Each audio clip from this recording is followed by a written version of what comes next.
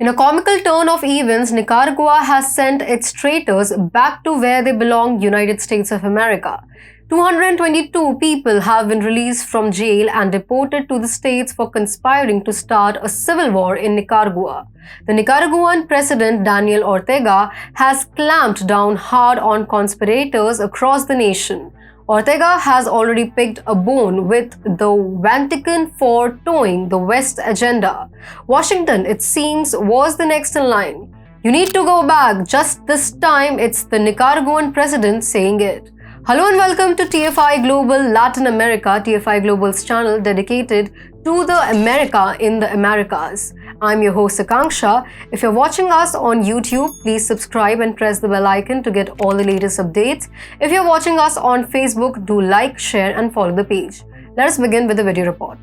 On February 8th, the Nicaraguan National Assembly passed the reform to Article 21 of the Constitution, which stated that anyone who betrays their country would lose their Nicaraguan citizenship. The Sandinista National Liberation Front, which is FSLN, proposed the bill that was approved with 89 votes, leading to 222 individuals who had betrayed the homeland being deported. This bill was based on Article 1 of the Constitution, which declares that every citizen must protect and maintain the nation's independence, sovereignty, and self-determination. This is further expressed in the Act for the Defense of the People's Right to Independence and Self-Determination for Peace, which was officially published in December 2020. In response to the newly implemented legal reforms, the Managua Court of Appeals mandated the expulsion of 222 US-backed activists who had been convicted of offenses such as instigation of violence, terrorism, and economic sabotage. These individuals had their citizenship revoked and were barred from occupying any public office in Nicaragua. A flight was arranged to take them to the United States and a list of their names was made public. Talk about reaping what you sow. One Twitter user from Nicaragua quoted Augusto Sandino, "He who sells his country for a few dollars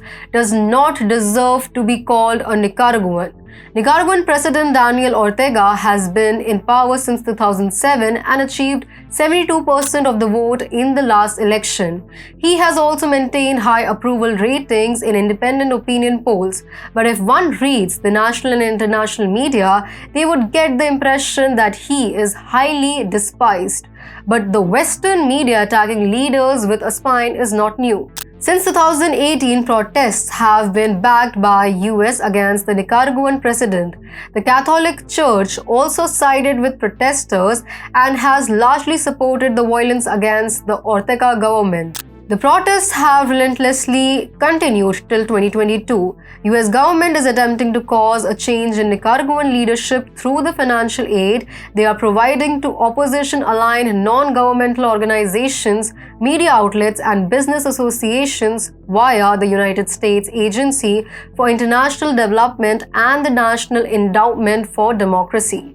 Yes, the US is up to its usual shenanigans. Over the past 5 years, the NED database reported that its programs in Nicaragua amounted to approximately $6 million. The move is strong rebuke of US interference in Nicaragua's internal politics. Nicaragua's government officials have argued that the US-backed miscreants were part of a larger effort by the US to destabilize the country and install a pro-US government. The situation has also highlighted the importance of respecting the sovereignty of other nations, as well as the need to ensure that all countries have the right to determine their own future. The US-backed miscreants' deportation serves as a reminder that no nation should be allowed to meddle in the internal affairs of another.